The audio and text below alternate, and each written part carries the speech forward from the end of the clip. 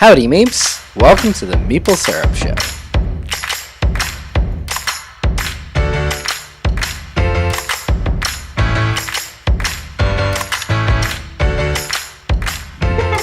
Hey, happy Wednesday. Welcome to the show, Meeps. It is the Meeple Syrup Show. It is a wonderful Wednesday, and we're here today with Liz and Adi from Gather Round Games. We also have our regular complement of co-hosts. We have Jesse Wright from the sunny shores of California and Erica from, Toronto, just up the street. Just Toronto. So go Raps. And we have with us today Liz and Adi from Gather Round Games. Where are you all from, actually? Hi, we're in New York. Okay. And are you still college students? No. Okay, because your profiles. Yeah. I was saying your last year, and I didn't know if you were still in your last year or not in your last year or something. No, we're almost 3 years out now. Oh wow! Okay, good. So you need to change your bios. That's one thing. That's great. And what is it that Gather Round Games mission statement is before we get started on other stuff? I guess our mission statement is we want to focus on games that are narrative first. I mean, it's hard to we have one game under our belt right now, and that is sort of the spirit with which we went at that one, and we want to keep that going. So I think, the story of, I guess, the someone has died kind of seems the story of you guys essentially meeting as well. So, I mean, we were reading on your bio a little bit that it was a game you guys made, or you and so Adi and Ellie, I guess you guys made it for class. Yeah. So we'd love to hear the story, because I think this is a great setup of who you guys are, of that game to Kickstarter to, running it from your website and where you're going next. And that's kind of what we talk about as well. But I think kind of hearing that story of how that game came about will be the story of you guys, how you came about. Well, so Liz and I actually were roommates since our freshman year of college. Or not roommates, we were on the same hall. We were on like a themed hall where we all went to school together? Yeah. Okay. And then, we met freshman year of college. By senior year, those are our photos.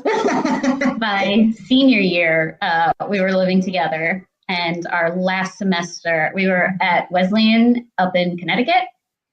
Our last semester, Adi took a game design class. Yeah, we had for the first time, the film and computer science departments got together and were like, hey, let's have some classes. And there was one that was taught by a computer science professor and one that was taught by a film professor. I took that one, and that one didn't teach programming. So we studied video games and then made board games as our projects. And along with Ellie, Someone Has Died was our answer to the prompt of making a social game. We were given games like Werewolf and Mafia as examples, and in those games, people are dying round after round, and we were really stumped for ideas, and so decided to go with the death of someone as the jumping off point, and a will arbitration came shortly after. And like Liz said, that was at my senior year at school, and I graduated, and I found an internship, but nothing that I was entirely consumed by. So I was like, I need something to do with my time. People really like this Someone Has Died thing in class. We were like, working full time's great. What can I do that takes up more time though? Right. So Ellie was still in school. So I started taking Someone Has Died to small expos just in New York with the playcrafting organization. And then come December, after I had started, I'd already been playing with some strangers, the idea of Kickstarter had started floating around. So that December I brought Liz on because Liz was around. And she came to a bunch of the expos and kind of I hear she got jealous. That's what I heard. Or did you read that? Yeah. It's actually kind of funny because you made the game while we were living together, and you played it with all our friends in our house, and I was not there. That's true. So the first time she showed it to all of our friends, I was stuck at the library in a hurricane at school. So I like finally came home and everyone was like, we played this really fun game. Too bad you missed it. And I was like, oh, okay. So technically, even though I am now an owner of it, other people played it before me. That's somehow how, how it goes, yeah. I was a big fan of the game. I thought it was really great. I was a big fan of Adi because we've been friends for a while. And I mean, that post-college time is such a like weird, amorphous, like really bad time. So it was like a really nice thing to have as like grounding, a grounding thing while you're figuring out like, what now? So, so before we move to talking about the step into Kickstarter, could you just tell us a little bit about Someone Has Died, just so that everybody's got a grounding in what this game is? Like, we know that someone has died, but then who are we as the players? What are we doing? And what did you do to try and bring the narrative that inspired you through the gameplay? Sure. So Someone Has Died is a will arbitration game, which I really hope is at least among the first time that those words have been put together. I know for a fact that it's not the first, but the premise of the game is that one person plays an estate keeper, a lawyer who has been tasked with disseminating the fortune of someone who has died. And every game, that someone is different. You'll draw an identity card for inspiration, and then every time the estate keeper sets up who died, how they died, and what was left behind.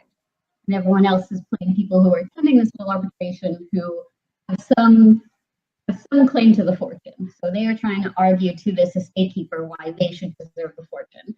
Each player is given a hand of cards that they'll use to kind of create a character, and they have to argue as that character. So it's a very like role play heavy game that's also it's a lot of role play, but it's a very easy way to kind of get into the mindset of like playing a character.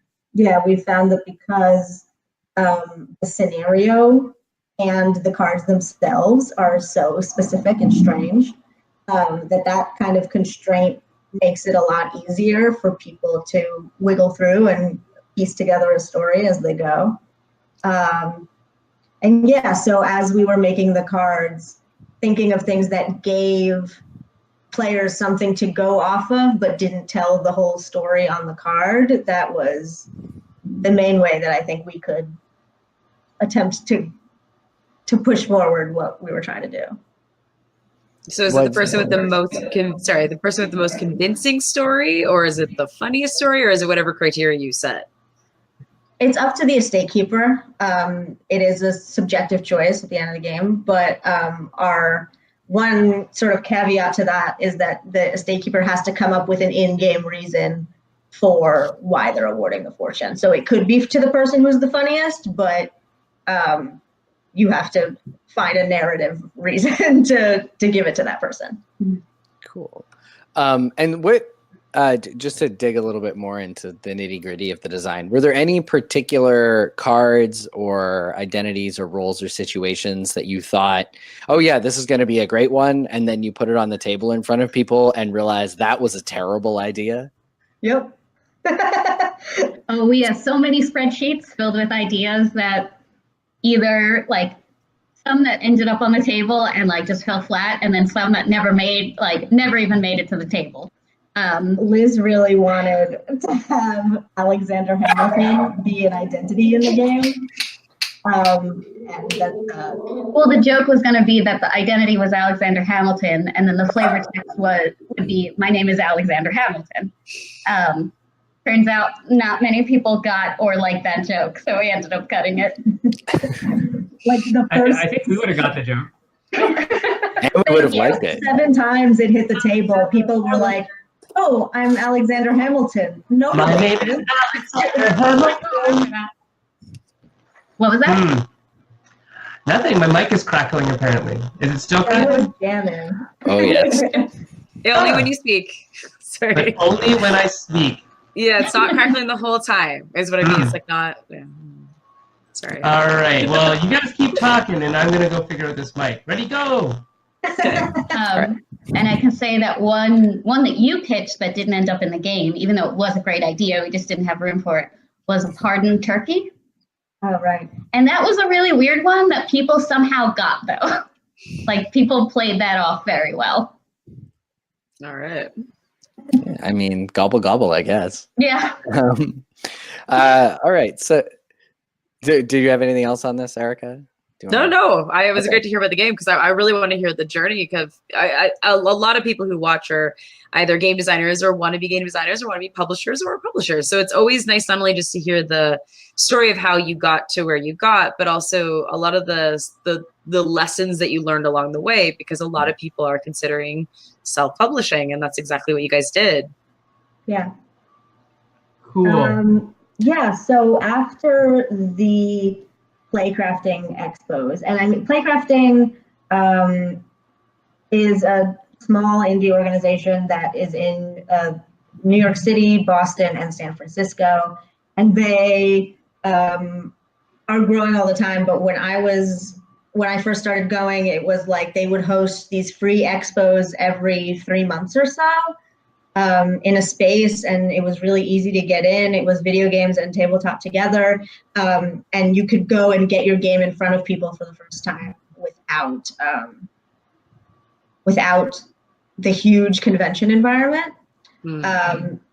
So that was how I started dipping my teeth into playtesting. Dipping my teeth. Ugh.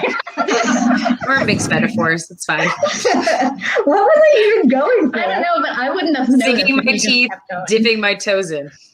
Right. You know, those teeth toes. Teeth and toes. It's all about those teeth toes.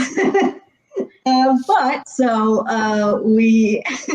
Well, that's also how you met other designers at the time, Right. by going to these events.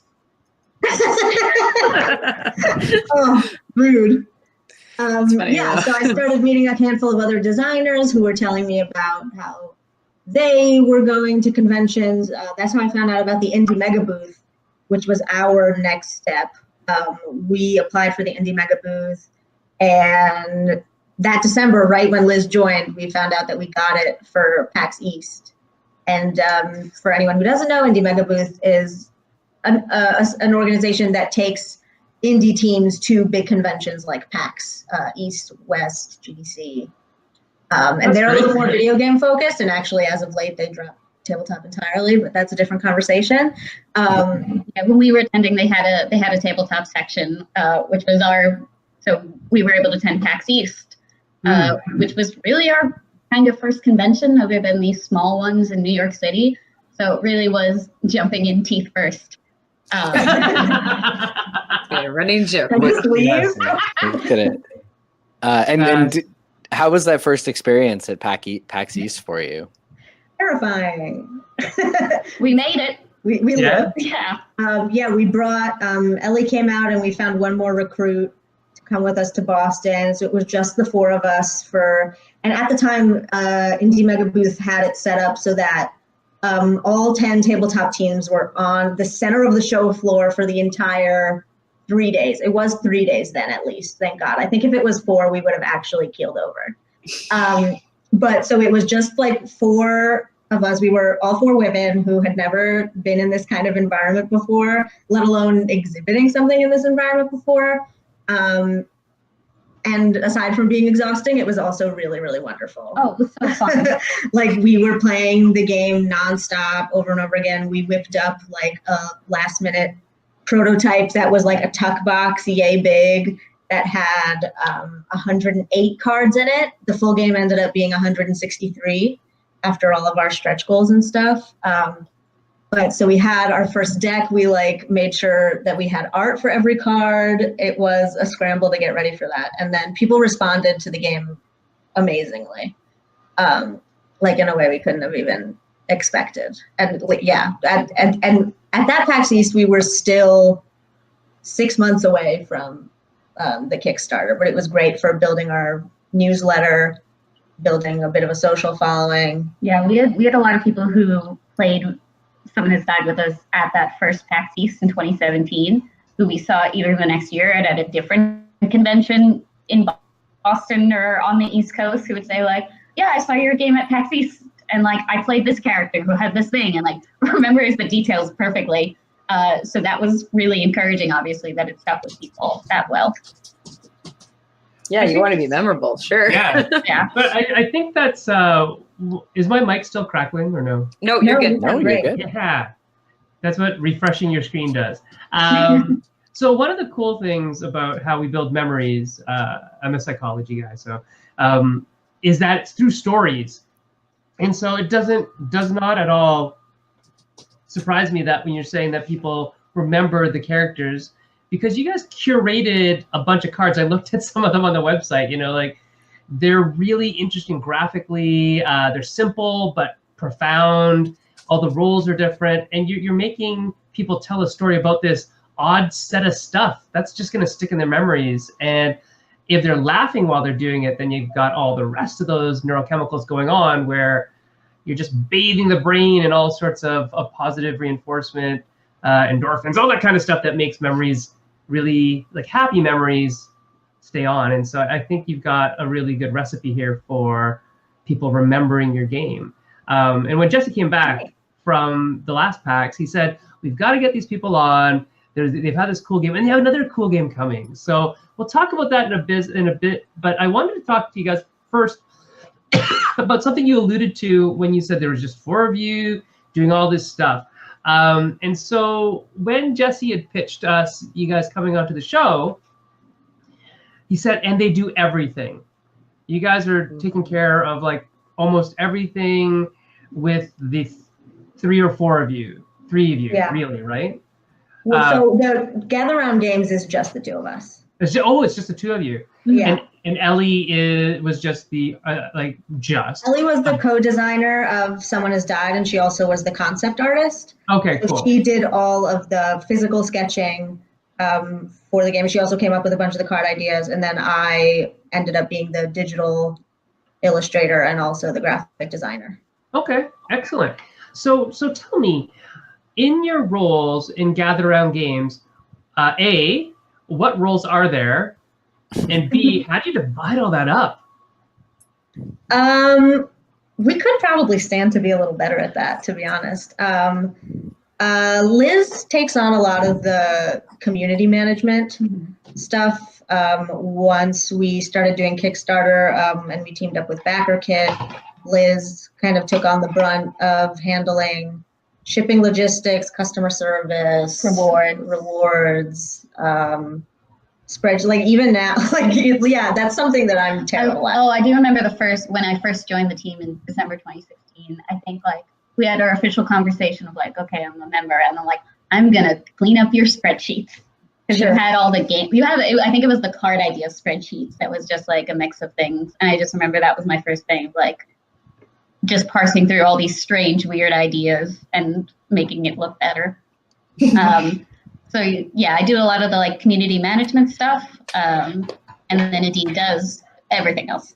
I mean, a lot of what we do is very collaborative, and I'm definitely the kind of person who like needs to bounce everything from like big picture ideas to like the wording of an email before I can like go ahead and send it out. So I definitely need Liz as like a second hand. Okay, so this is gonna be like a wedding. I want you guys to sit kind of back to back. No, I'm kidding. You know when you hold the shoes up? You ever see that wedding? No. What are you talking about? Where you're going with that? You don't? No. You've never seen that? Erica. Back to back with shoes. Are we hitting each other with the shoes? You totally could, but no. So Often. basically what usually happens is one of the spouses has the other spouse's shoe and the other spouse has the other spouse's shoe.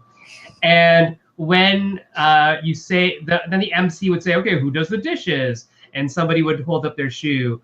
And usually it's just, it's usually to show that in a joking way that one spouse, one of the members of the family is responsible for lots of the things. Anyway, but I wanted to do that with you guys. You don't have to go back to back, but just, okay, so designing the games, who's most responsible for designing the games? We split that. Oh, good. Okay. I mean, with Someone Has Died, the the project and a lot of the development happened before Liz joined the team. So our game works now. Our game works in 4 rounds.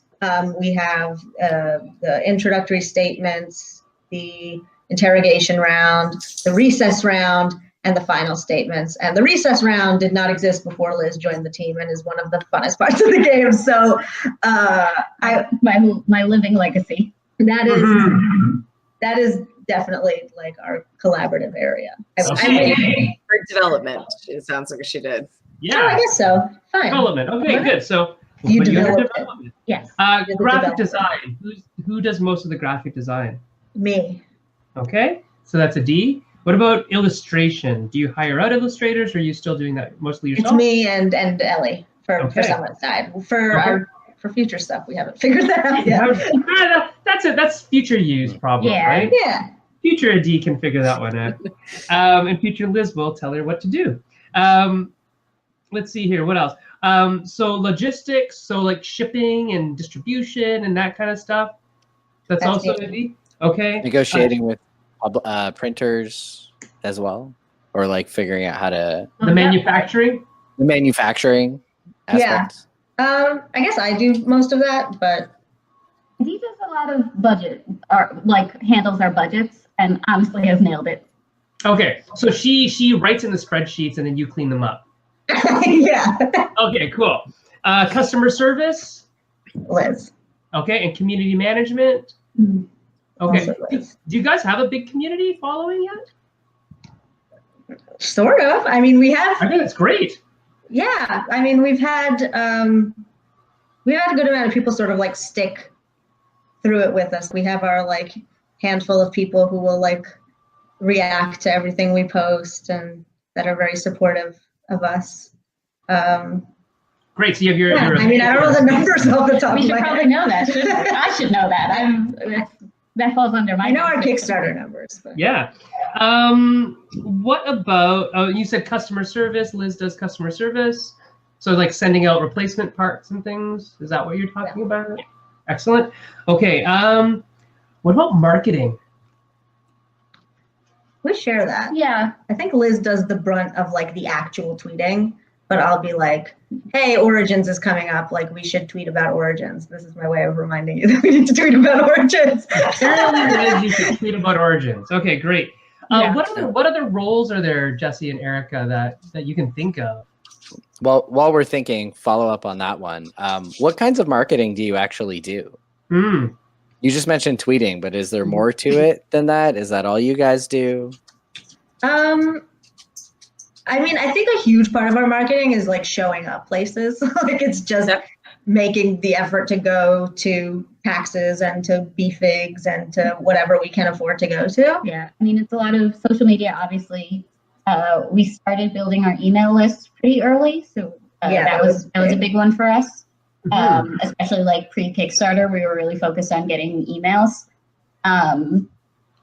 Yeah, and it really helps having our names in physical game spaces, because even if people don't stop to see the game, like they will hear about it.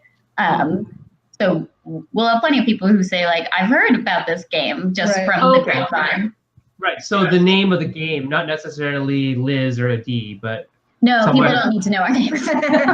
We'll do like a panel every once in a while just to like be present. Like it's just a matter of like establishing us as existing in that space. It doesn't really trying to engage with like the game community. Yeah. And how are you doing that? How do you engage instead of just push? I think we're best at doing that, I think, at conventions. Okay. Where we're on the ground, we're meeting players and we're also meeting other designers and manufacturers, people in the industry, and just trying to talking shop, I think, it's really fun, but also like the way that we're able to show that we at least somewhat know what we're doing and also learn, which is the biggest thing. Excellent. It's been partially too, like we came into this community we were introduced by like really welcoming people who were very helpful and just friendly. So I think that's kind of the attitude we went into it with. Just trying to like engage with people in any way we can. Pay it forward. Yeah. Excellent. Because I mean, conventions are so tiring and weird and like just weird social spaces. So I don't think anyone is 100% comfortable at them. So I think kind of embracing that and being like, we're doing a weird thing, really bonds you. Embrace the weirdness. Yeah. Is that your company motto? Because it should be. That would be a great company motto. Embrace the weirdness. Yeah. Sure. Oh, by the way, Nick Nazaro says hello. Nick, get out of here. We're Okay. making friends already. He's gone. That is Come out. community engagement. Negging. Yeah. Hi, Nick. The best kind of community engagement there is. Excellent. So you guys, you really have kind of literally embraced the weirdness, come in, grabbed your future by the reins and are kind of Yoink. taking it. Yeah, it's really good. And it was interesting when Liz said that, during that time after college where you didn't really, have a lot of maybe stability or where you were going in the future, at least the game and the company around the game kept you sort of focused. Right? Yeah. Oh, it's the thing I've been working the longest on in my life at this point. Like, it's really strange. Yeah. What's your legacy? Someone has died. Yeah. Hey, That's it's a published game. That's great. We'll take it. We have a question from the audience. Zach Yes, we Connolly said you mentioned using BackerKit. Since you published a small game, what did you find the benefits of BackerKit were? Well, we should preface this by just saying, like, we were fortunate enough that we raised enough on Kickstarter that we could use a service like BackerKit. There are plenty of games that, like you said, like, oh, they do it all themselves. Like, we were able to hire people to do some stuff for us, which definitely like saved us a lot. Like some people physically pack and ship all their games. We didn't do that. So being able to use BackerKit was it was great that we had that option. And it was really beneficial just to deal with the sheer amount of information that we were using or that we had. Like, it's very hard to keep track of backers.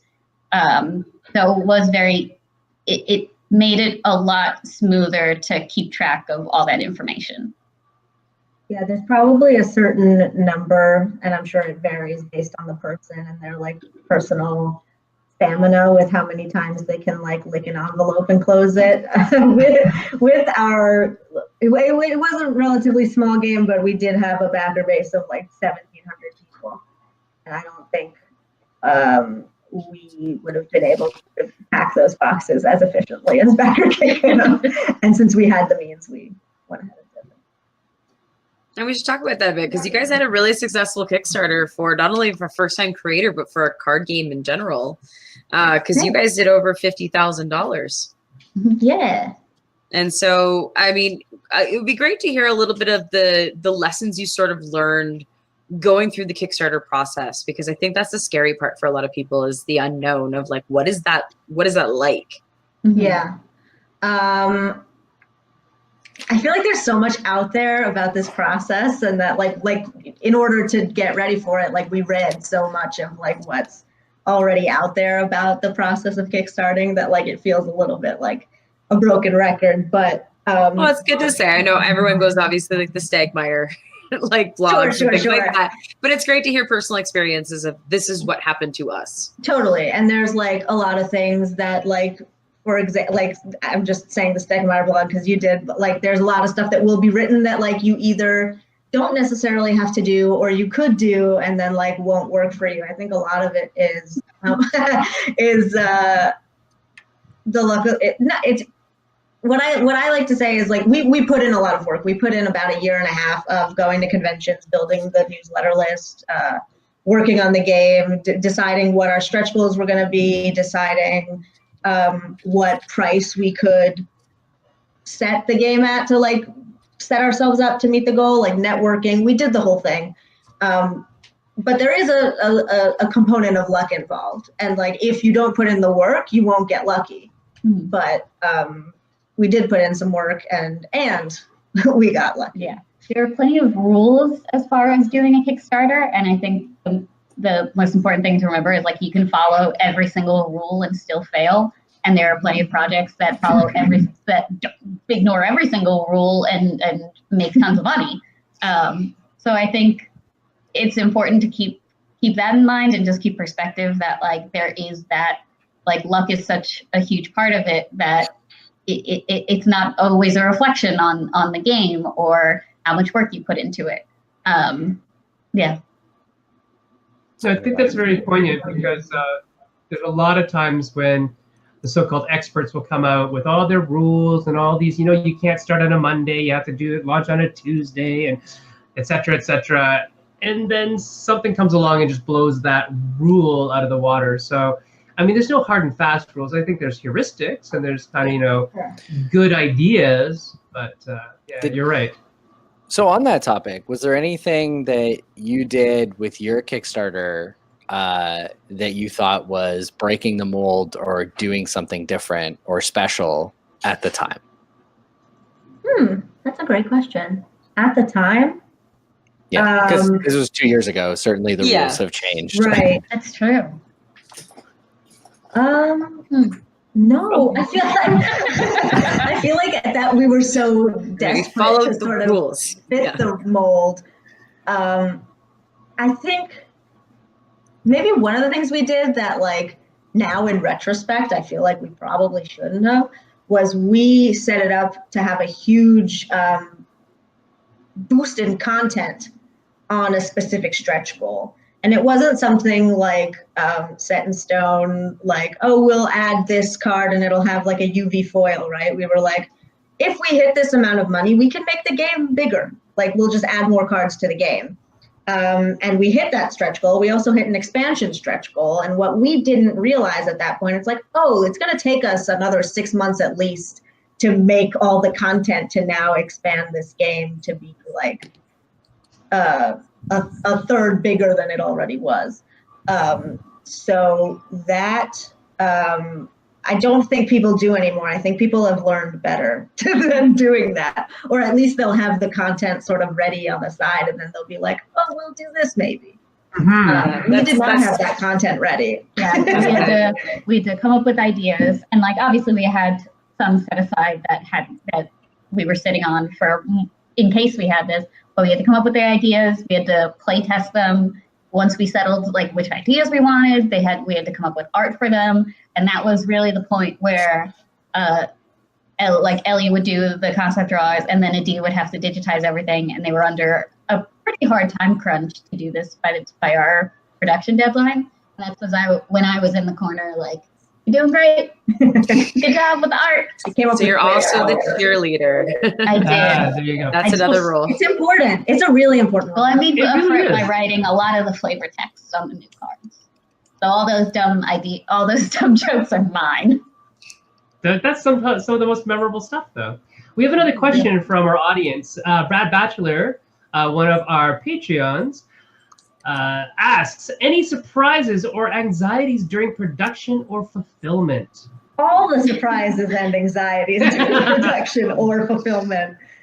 Yeah, I mean, suddenly, like having a passion project that you sort of work on the side when you have time to suddenly being beholden to 1,700 people to like deliver a product by a certain date, that causes a bit of anxiety.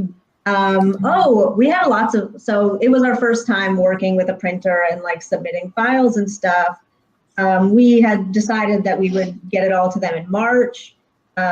We make the extra content, we send them everything, it's all great, except that at that point, I didn't know what the difference between like an RGB file and a CMYK file was. No, did it look fun? So had to go in and convert everything. And Which we did pretty quickly. That wasn't. Yeah, it was just a lot of like clicking, and it wasn't that terrible, but like colors changed, which like maybe they shouldn't have, but they did. And then with fulfillment, there's the whole. We had a pretty high, an unusually high percentage of international backers on really? our campaign. Yeah, so we ended up deciding to have a warehouse in the UK, but we were not informed about all the like customs stuff that happens when you then are importing large volumes of goods into the UK. So that was a fun adventure as well. We ultimately delayed our delivery by 2 months. I think we were just on the cusp of like aiming 3 months. for like June or July, and we ended up fulfilling beginning of September. Yeah. So it all worked out, but there certainly was. I definitely remember at PAX West, we were supposed to have delivered by then, but like our stuff got stuck in customs because we didn't know what we were doing. So I remember being like in the corner of a lobby, being like, "What is happening? Why is our stuff just sitting in UK customs? What?" So yes, surprises and anxieties. Interestingly, though, PSD. Imagine if that was somebody else's product that you were publishing instead of your own stuff. That would maybe be even worse, right? Oh yeah, at least like I'm not the only one to blame for our mistakes, but we did hire other companies that also made mistakes. But right. At least we're the people who are accountable to the deliverer rather than we're the people who are accountable for someone else's project that needs to get. Yeah, that would be very stressful. Yeah. There was also the mild anxiety that so many of the people who backed our Kickstarter had never played the game before. So we went to events either during our Kickstarter or afterward before we fulfilled, where people would come up and be like, "Oh, I backed this game on Kickstarter. I'd like to try it." And that just always blew my mind because it's like, "Oh, you gave me money for a thing you have no idea if you're going to like." So there was just always that buzzing at the back of my head of like, 1,700 people will not like this game, which is not true. Like at that point, we had the faith. We figured it out. So that's also a weird thing, like having all these people sign up for a product that they didn't like, worrying that it would live up to their expectations. Do you see like Kickstarter or other crowdfunding sources as your business model going into the future? Are you hoping to not have to crowdfund in the future? What do you think? I know it's only your second game coming out, but what are your thoughts? Yeah. We have no idea. I think Kickstarter is amazing in terms of allowing small teams like us to find an audience and to find the funding to like make these weird little projects come to life. We would be super glad to use Kickstarter again. I think it's just going to be on a project basis, trying to figure out what's the best fit for a thing. We went into self-publishing because we didn't know any better. Like everyone that we met who was doing what we were doing was using Kickstarter and was doing it themselves. It was only afterwards that we found out that there is like our board game publishers and that like pitching was a process and all this stuff. So I think are just open to exploring whatever comes our way. You did really jump in teeth first, didn't you? Yeah. I hope you use that phrase throughout all of from now on. Meeple shows forever. You'll jump in teeth first. Yeah. So continuing the story then of someone has died, I was partly interested in having you guys on because of one specific thing that you'd said to me in conversation. You said, we have our second printing coming soon. Yeah. And this shocked me mostly because it's just sort of, common wisdom that most small games don't get printed a second time. So that suggested to me that there's some way by which you are moving your product after the Kickstarter is over. So I'd love to hear a little bit about how you've managed to continue selling the game, but also B, the sort of decision process that went into doing another print run without doing another Kickstarter. Mm-hmm. Sure. Well, we ran out of games a little faster than we expected. what was the thought process of doing a second printing? It seemed like people wanted it, so we were like, oh, I guess we'll print it again. And yeah, we were super fortunate that with the funding from Kickstarter, we were able to make a run that was bigger than our demand, and then the money that we made was enough to keep us going, that we could fund the second printing with that money. Yeah, this is very poorly worded, but the sentiment is true. So I'm curious, what if you're willing to say, like, what size print runs were your first and second run? So our first print run was 3,000.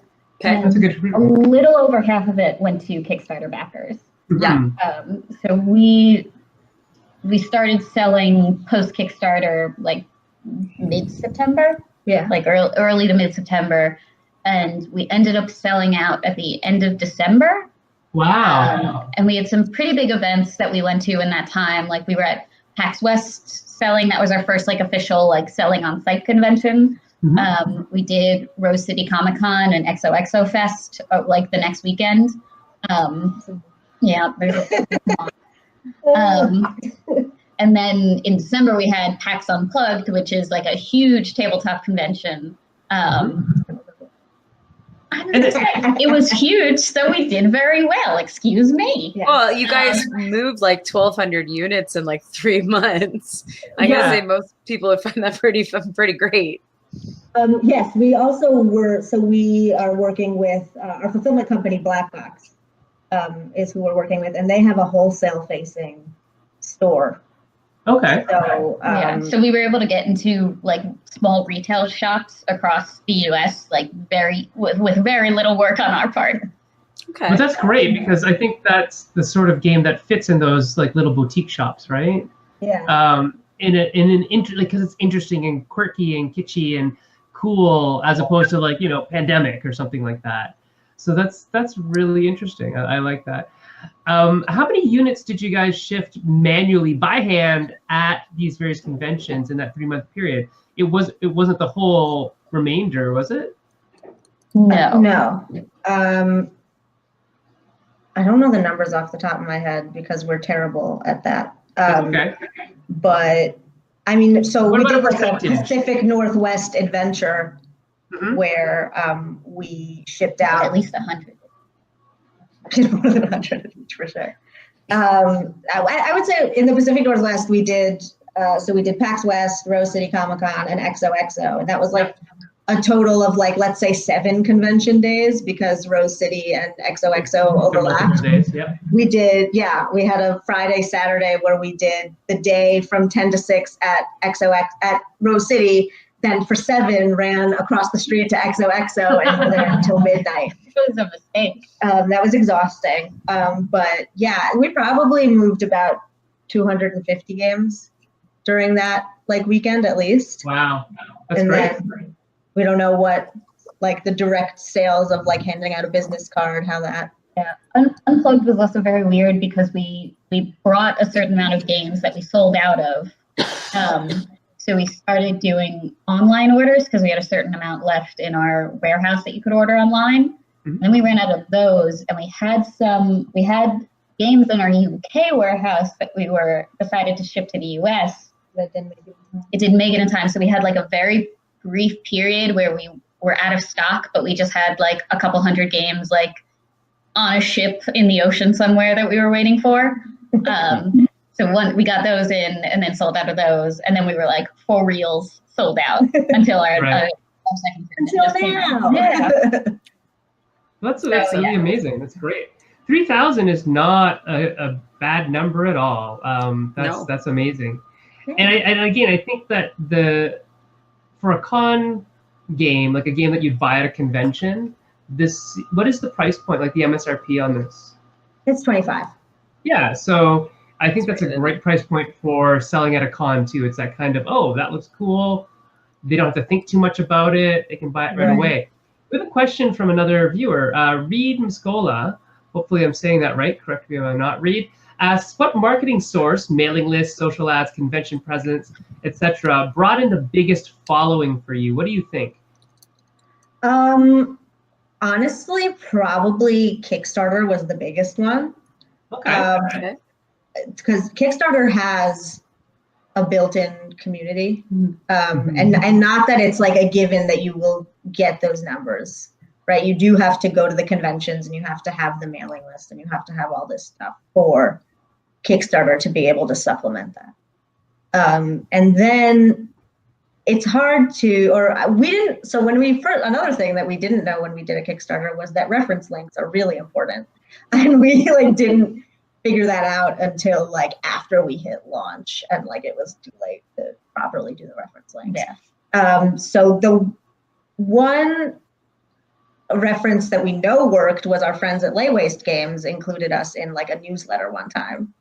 And that brought over. So, I mean, and really, if you were to like trace that to like how that happened, that we ended up in Lay Waste's newsletter, is like that was being present at a convention and like hanging out after hours and having them try Someone Has Died and be like, wow, that's fun. Yeah.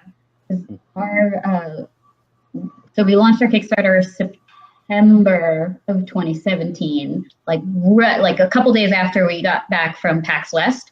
So we were collecting a lot of emails during PAX West, and we got a lot of signups. And I think it's because we were able to say, like, we are launching a Kickstarter next week, as opposed to at PAX East, we were saying, like, we're going to launch a Kickstarter sometime this summer. We don't know. So having that, like, you will receive a notification very soon of when you can support this game was a very actionable thing. So we had a lot of signups. And I don't know the exact number, but a good amount of those translated into like Kickstarter pledges. Right. So your mailing list conversion was pretty good. We don't have like an official calculation, but if that's okay. I don't need one. I don't need an official thing. You can just tell me it was awesome and I'll believe this you. isn't Shark Tank. No. Yeah. Well, one thing that we were able to do, and when we sent out our backer kit survey, we included a question about where people, if they've played Someone Has Died and where they played it. So we wrote like those numbers are somewhere in some spreadsheet that I've forgotten about. But I'm glad I at least did that so we can track like who heard about us where. Yeah. Awesome. So we've had a wonderful chat about someone dying or someone hypothetically dying, and all of the wonderful things you've learned in that process. But what we'd like to spend the last few minutes talking about is what's next for Gather Round Games. And so first question. No, I mean, scheduling simulator is the scheduling game that we brought is like our next project. We don't know like what form of project that will take exactly. But yeah, I think that's our thing that we're doing. We still have, like, obviously we have our second printing of Someone Has Died, like but for what's next. We do have some like exciting stuff with Someone Has Died that like we can't talk about right now. But as far as like, yeah, our next project is a game that is temporarily called Scheduling Simulator. That is a real-time game about scheduling plans with your friends. So that's kind of our focus right now. And so where did that game come from? That came from a conversation about doodle.com. You know the scheduling app Doodle? Yes. Well, we were actually at Kickstarter. We were Kickstarter creators in residence last spring, which just meant they let us use their facilities to do our fulfillment and things like that. And we were talking to another creator in residence, who brought up someone was like, oh yeah, Mike hates Doodle, like really, really hates it.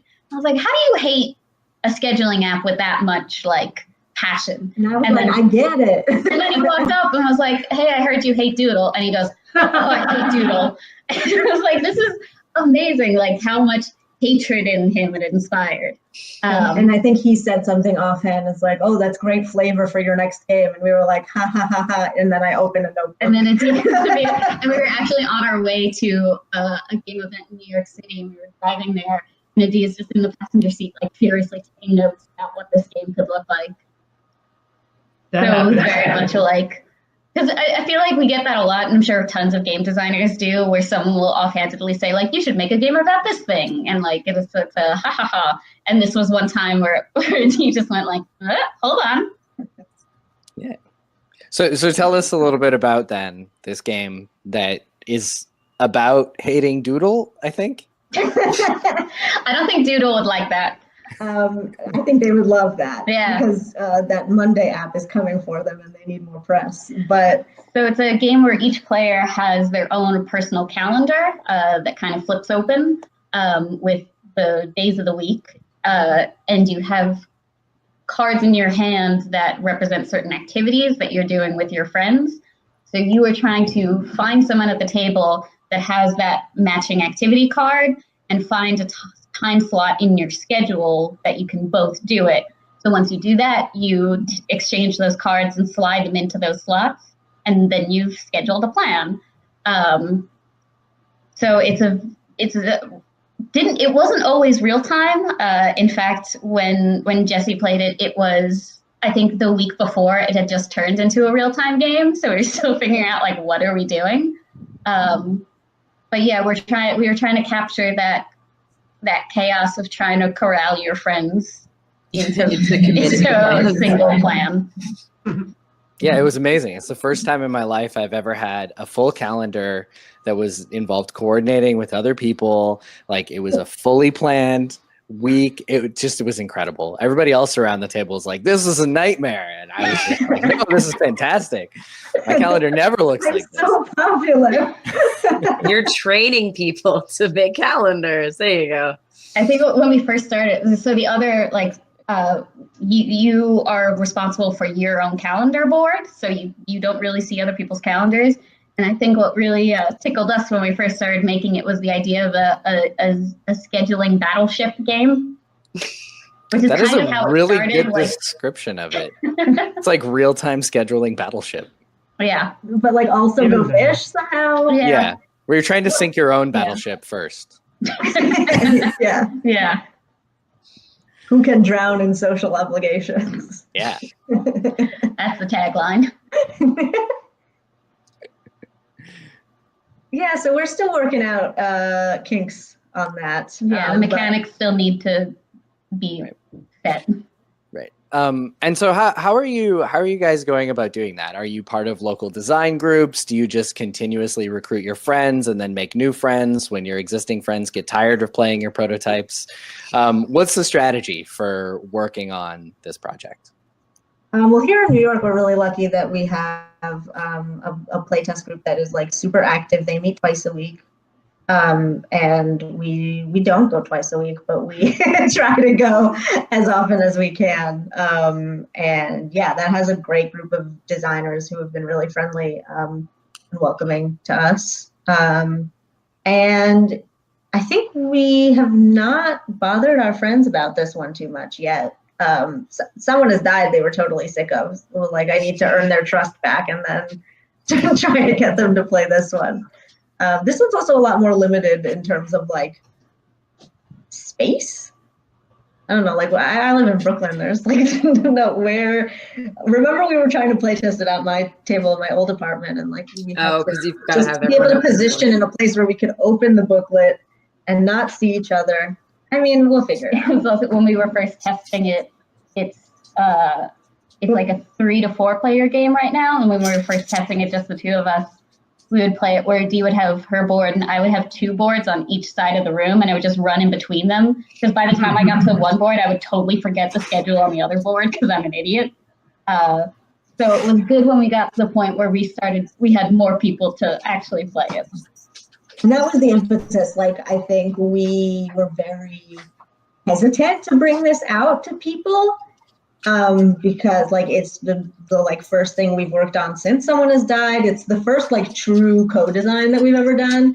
And I think what pushed us to ultimately bring it to people was that we had to, because we were not physically capable of playtesting this alone. Right. We have one last question. Paul's asking, he said, oh, there's no time left, but there is, Paul. For you, Paul, one of our patrons, there's always time. So Paul asks a question that just blooded on all of our faces. I often hear that amazing artwork is necessary to drive Kickstarters, but I love the simple, happy cartoon style of Someone Has Died, and it clearly worked just fine. Do you have any comments on how the art affected your success or how important you think it is or isn't? So the art was very important. No, we had plenty of people like from the beginning to like our last convention who will say the art is what drew them in. I think having like we have a very like attention grabbing name, which definitely helps for marketing. So that's a marketing tip, just like scare people into thinking someone's died. But as far as like the art itself, it's definitely like very attention grabbing. And I think it's a testament to how well Adee did it. Yeah, I would say it's very important, especially on Kickstarter, because especially with board games, there is an expectation that you're buying a finished product, even if you're not. Right. So like to have amazing art looks different for whatever it is. Like like Someone Has Died looks silly when you put it next to like Magic the Gathering, but the art is polished for what each project is. So yeah, I think we needed, I don't think we would have done nearly as well without the art. It was also very important to balance out the theme. Like there's a way to do that game in a way that feels that handles like death and will arbitrations in a way that feels real bad, and being able to like elevate the tone with like silly art really helped a lot. Yeah, you're trying to do storytelling too. So I think the idea too, if you have too much detail, you're kind of already telling the story for them. So what I like is the simplicity of it, that it's like, no, you need to put your details onto this. This is just a starter. We tried to have them all be like pretty nondescript blobby so that you can, what's the word I'm looking for? Project whatever you want onto them. Excellent. So it's that time of the show. Let me just see the agenda where we ask you all for some final advice. Jesse, go ahead and do the honors. Yep. So if there was one thing that you could tell to every game designer out there, what would that be? Do it. Yeah, I mean, I actually though is like if it's something you're interested in, but you're like concerned about how your project might be perceived or how, I guess mostly how I imagine that's what most game designers worry about is like how are people in the industry that I want to enter, how are they going to see this? And I think that the best thing I could say is that the community has been like the most open and encouraging and helpful community that I've ever been a part of. We just kind of want more people to come hang out at door conventions with us. And so if you are interested in coming to door conventions, like you should make a game and come to door conventions. I think piggybacking off that, because like people are so lovely and so nice. I think one piece of advice would be if they aren't lovely or nice, just keep trying. Because I think every game designer has multiple stories of group, like either someone doesn't get it or someone is just mean, and like sometimes it'll be a whole group that you're playtesting with who doesn't get it or is mean. And it's easy to kind of take that like really hard. So I think just if you get bad feedback, and I'm not saying like don't ignore bad feedback, like there is a reason they're giving it to you. But if it's super disheartening feedback, like just try again. There's going to be another group, and maybe that's the group that the game works for. Excellent advice. Excellent advice. So on the way out of the Meeple Syrup Show, how can people reach you, Adee and Liz? How can people reach you to get a hold of Someone Has Died when the next printing comes in? The next printing is in. The game is available for purchase right now. SomeoneHasDiedGame.com/store. Yeah, you can also find Someone Has Died on Twitter, Instagram, and Facebook. at Someone Has Died. We're also trying to build up our company presence a little bit. If you want to follow Gather Round Game, because Twitter would not take one more character. Nope, we hit their character limit. That's another piece of advice. When you're coming up with a name for your company, make sure it fits the Twitter name limits. There's a lot of people have that problem. It's actually a common problem. Yeah, that's pretty funny.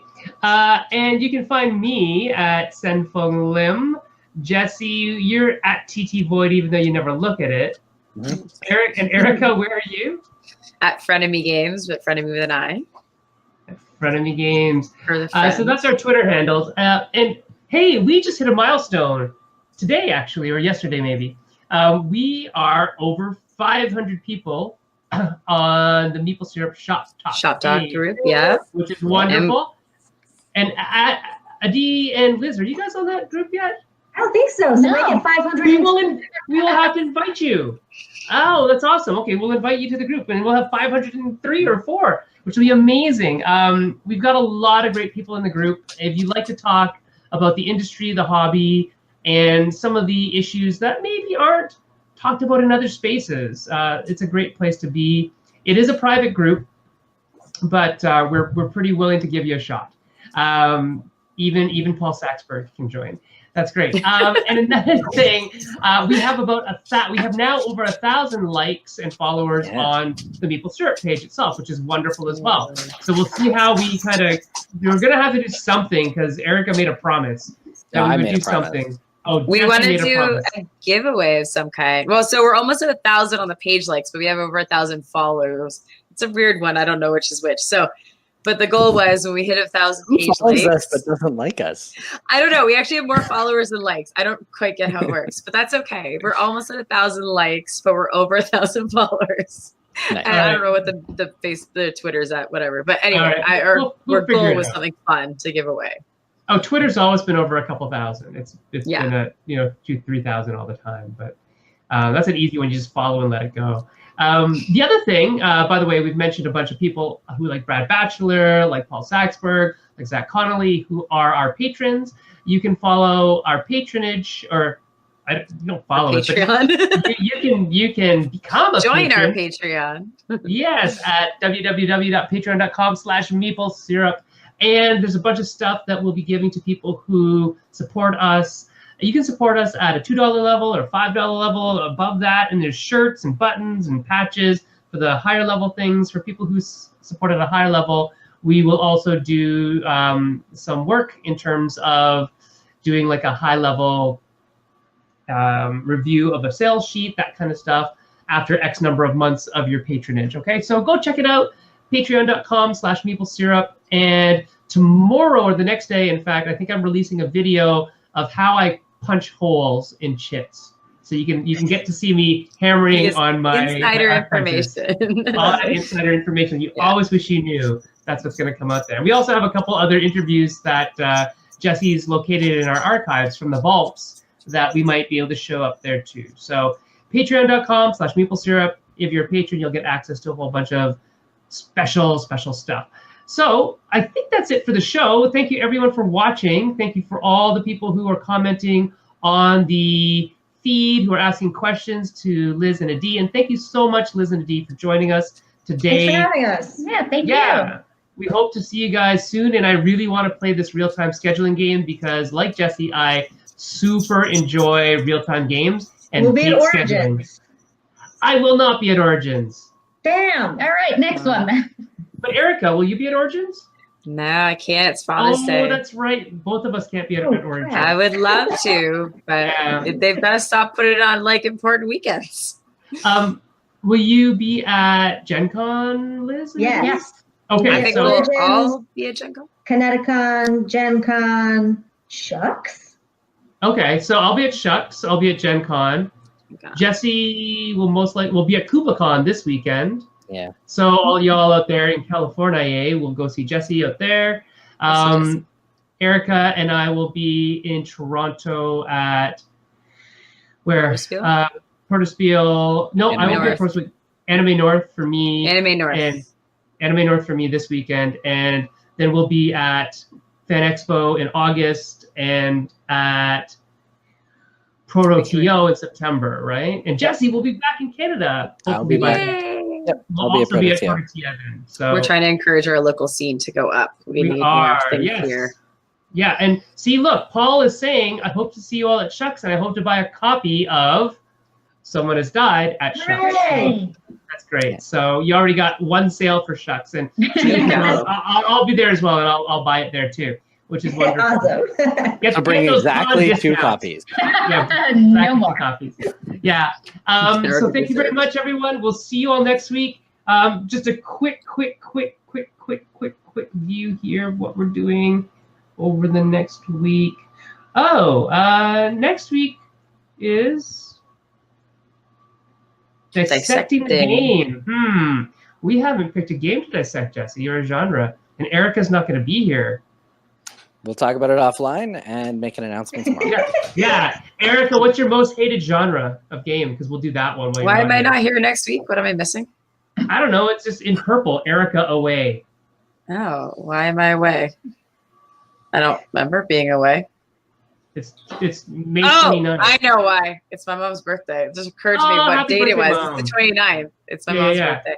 But Happy she moved birthday, to Erica's Tuesday, mom. so I'm back on again. That's why I was like, why am I missing the show? She moved it. That's why. It was. I am deleting this. So, Erica, remember on the 28th, you have your mother's birthday. I have it right on my calendar. That's why I was a little confused. See, now I feel like we're playing that real-time scheduling game. It worked. It's so pertinent to real life. It is so pertinent to real life. It is. It's good training. Excellent.